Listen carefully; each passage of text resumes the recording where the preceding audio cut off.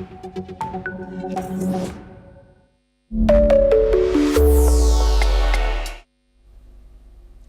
I'm Kriti Mehta and you're watching Deep Dive on NewsX World. In this episode, we explore India's aviation crisis and the worsening situation that has now seen over 600,000 passengers stranded at airports across the country. Now, this is a video of India's busiest airport, the Indira Gandhi International Airport in New Delhi. Since December 2nd, several such videos have gone viral across social media platforms from airports across the city. Travelers have been left sleeping on the floors of terminals, fighting with airline authorities at the airports, stranded for days on end due to mass cancellations of flights by India's largest domestic airline, IndiGo. With over 60% of India's domestic aviation market share, IndiGo is by far the largest Indian airline today. IndiGo operates over 2,700 daily flights to 137 destinations, 94 in India and 43 overseas. For context of its popularity with Indian flyers, the carrier had an average on-time performance of 91.4% as recently as July, the best among Indian airlines at 6 major airports. Now, by the 5th of December, that figure had plunged to just 3.7%. IndiGo has since cancelled at least 4,500 flights and rescheduled several thousands more. IndiGo's leadership has stated that this crisis has occurred due to multiple factors, blaming everything from the weather to the new rules. Now, the core of the issue lies in the new flight duty time limitation, which were promulgated by India's Directorate General of Civil Aviation. Back in 2024, the DGCA first notified these new norms, bringing India's flight duty regulations up to par with the global standards. These new rules raised the weekly rest for pilots from 36 consecutive hours up to 48 hours of rest.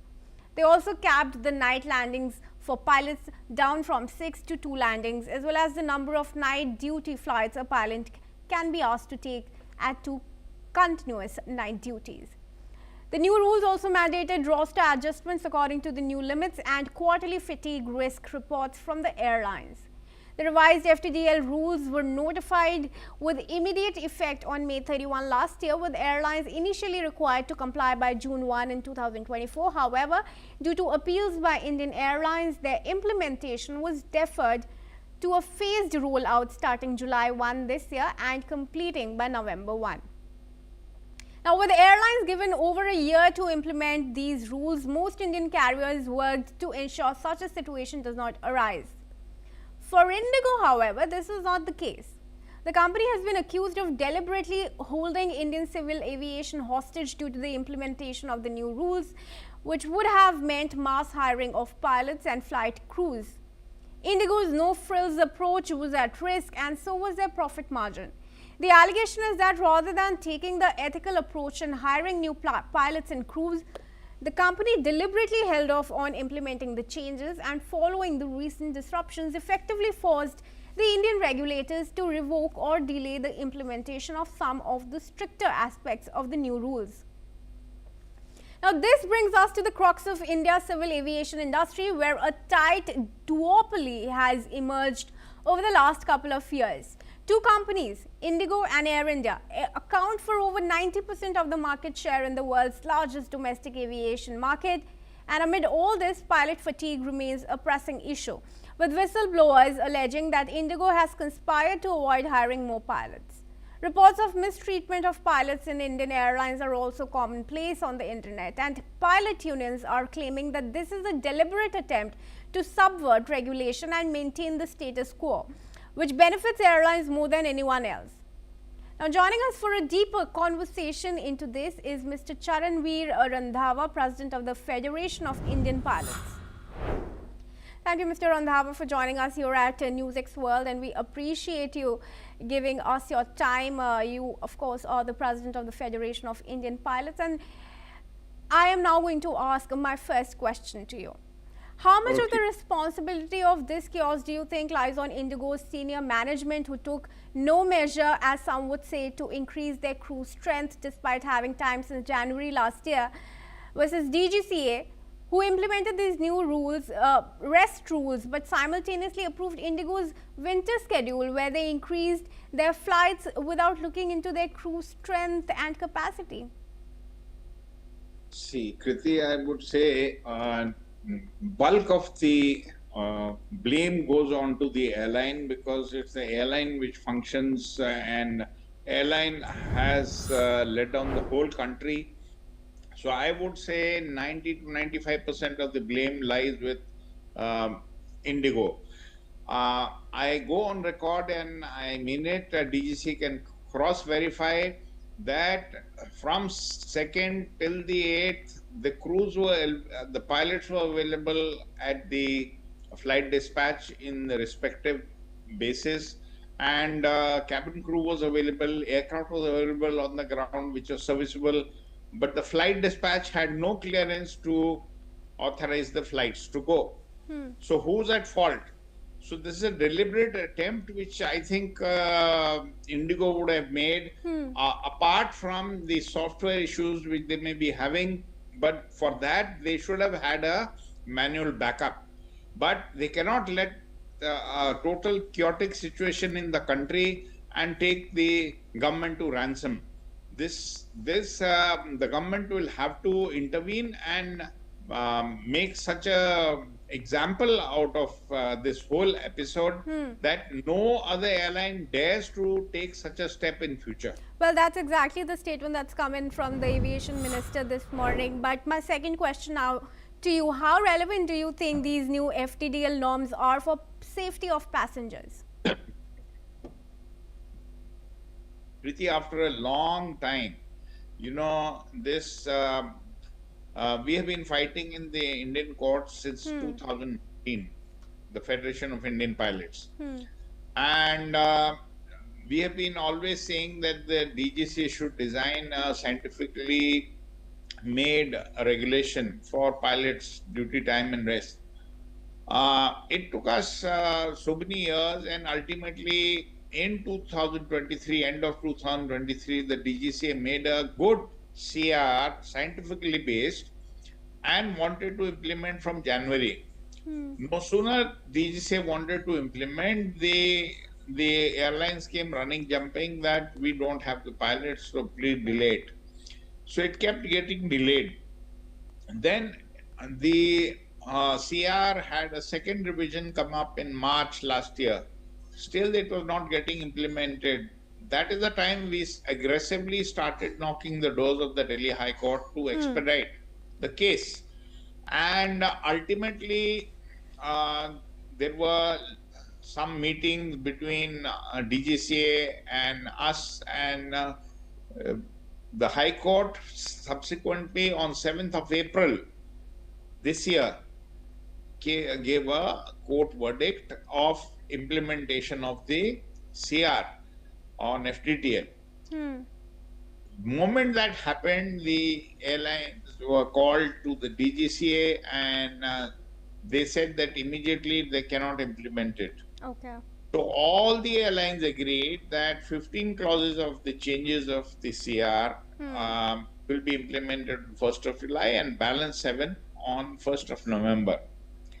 So the first half was implemented on 1st of July.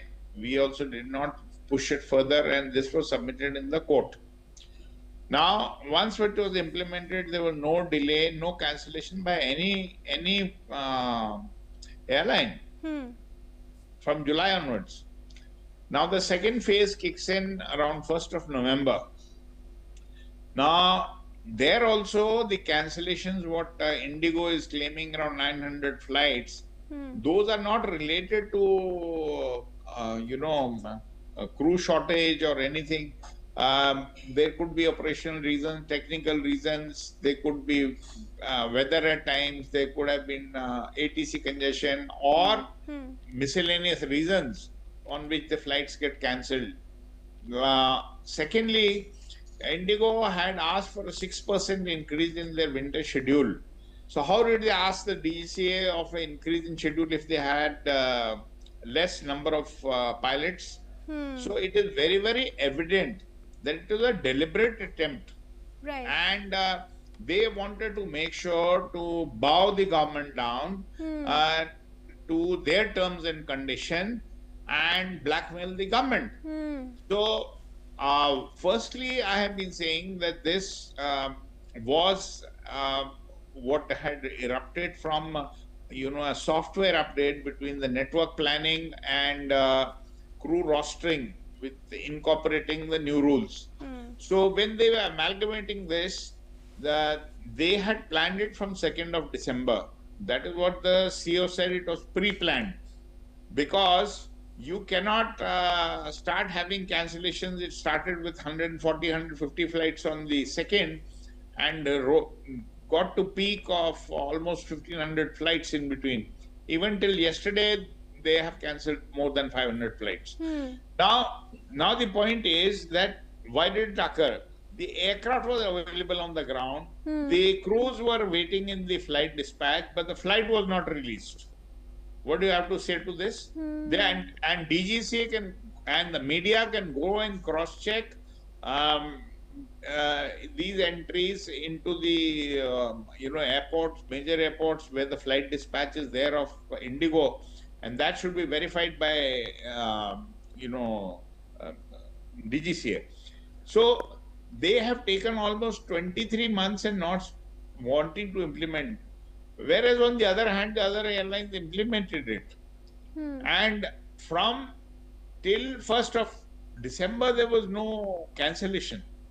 And suddenly you find from 2nd to 9th, the havoc has broken down and the passengers have gone through agony, harassment, and we've all seen the fun on the TV at different airports, the way the handling of the passengers. Now tell me one thing, what rocket science you required to handle the passengers?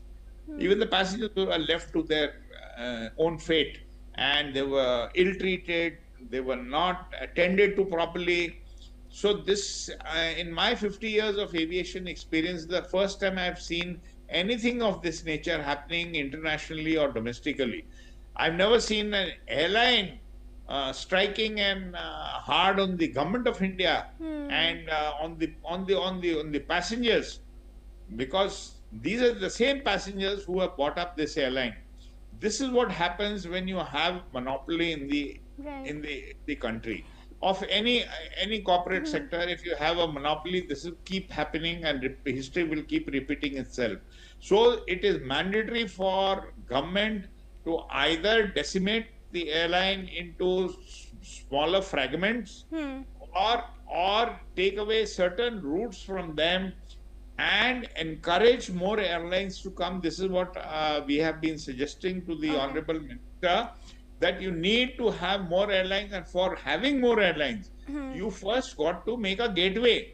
You have to make provisions in terms of easier certification process for the certification, faster process. Then you got to have some taxation rebates. The fuel has to become cheaper. You have to Okay, we'll come back to that, but I want to, go back to the point where you said that as part of the Federation of Indian Pilots, when you approached the high courts, at that point in time, was there some resistance that you faced from IndiGo, deliberate, to implement these norms? No, that time last year what had happened was all the airlines were up in the arms. They didn't want to implement. They said we don't have the capacity. So it was all the airlines, even it was Air India, Akasa, everyone. So with the result, DGCA could not implement it. Okay, that now was the problem. Yeah. Please go ahead. I'm going to ask one simple question for the understanding of our viewers. Are these norms, FTDL norms, extraordinary for pilot comfort, or they're just merely matching global standards? And will the reversal of these norms make passenger safety take back seat for 3 months till February? First and foremost thing, these are mandatory. There is no negotiation on these clauses, because they have been made scientifically as per what the other countries follow. ICAO says it's mandatory to have flight in duty time limitations. Now, these are made mandatory. This is from the safety angle. If the pilots are not going to be alert, then you will have a spate of incidents and accidents taking place, because the pilot has to be alert 24 by 7 in the aircraft. There is no question. We don't know next moment what is going to happen. The automation may fail. Now, Okay, clear but being the example. devil's advocate here, the old norms were there for so many years. So is the proposition that our skies were actually unsafe for so many years? You must appreciate one thing. How many night flights were there about 3 years back, 4 years back? IndiGo, bulk of the flights are going at night now. You must understand that if you as a human being, you sleep the whole day, between 2 to 5, we call it window of circadian law, you are bound to, go into a transient sleep. Without you knowing. At times what has happened, I'll tell you, I have been flying international flights. I was in Air India for a very long time, and it used to happen that we are very well rested. We have slept and stayed in the hotel 12, 14 hours. Now we take this ultra long haul flight, and that too we used to be flying half the time on the controls. But in spite of that, sometimes when you're in a dark night, you're crossing Atlantic, and you're well rested, in spite of that, you tend to now go into a transient phase where, without announcing, you just go off to a short nap. And it happens at night. It can happen during the day. It is how the fatigue has set in. So the FRMS has been prevalent all around the world. We have yet not incorporated it into our system because we are not still geared up. Okay, but it is mandatory requirement. Today we talk about the convenience of the passengers. Forget the convenience. When there is an accident, so many lives will be lost, then who will be responsible? Yeah. So you cannot compromise safety. So it is mandatory for any regulator or any country to give adequate rest. Now the IndiGo, what it was, the last aircraft which used to land, I still remember 3-4 years back, used to be 12:30 at night. Now you see, you open the schedule. How many night flights IndiGo has got? He is flying domestic like an international. At night, which is not safe at all. So talking about the present situation, do the passengers have no option but to either have their flights cancelled or have fatigued pilots fly them? No, and as I told you, the flights have not got cancelled because of shortage of crew, because of FDTL issues, because of weather. All rubbish things are being said by IndiGo, and they're getting away. Where do you see weather? Do you see fog anywhere in the country? What nonsense are they talking? Where is the ATC congestion? If Bombay could earlier handle more than 1,000 flights, even today they are able to handle more than 1,000 flights. Where's the change? Similarly, Delhi, Bangalore, Hyderabad, Calcutta, anywhere. And where is the weather? You tell me. How are they fooling the people of the country and the government? And the government is accepting that. All right. Your final message to the government and the viewers here. My final message is that you have to set an example that in future no one dares to take such an action in any corporate sector. Forget airlines. You cannot take the country for a ride and the passengers pay the price for it. The passengers, or I would say the citizens of the country. So it is very, very pertinent. Firstly, never allow a monopoly to exist in any sector. And there is essential requirement to fragment the airline into smaller fragments and make sure that they do not carry more than 20% or 25% of the aviation sector. How to do it? Government should find out ways. There are ways. Where there is a will, there is a way. So I would say, first and foremost thing that I have been very, very vocal about it. There has to be criminal proceedings against the senior management of IndiGo. And secondly, the fine should run into thousands of crores to compensate the passengers not only on fares. Who's bothered about 2,000 refund or 5,000 rupees refund? That ask that person what harassment that person has undergone. Yeah. Ask that person 18 hours, 20 hours you spent, or you went to a hotel where you paid a price of 70,000 rupees for a night. So who's going to pay all that? So the government should enforce that penalty on the airline, and they should set such an example that in the dreams also no corporate ever tries to venture out like this with the country and with the citizens of the country. Well, that's the message that's also come from the Parliament, from the Civil Aviation Minister. Thank you, Mr. Randhawa, for speaking to us here at News World and explaining that to us. And viewers, that was all for this episode of Deep Dive. Stay tuned for more.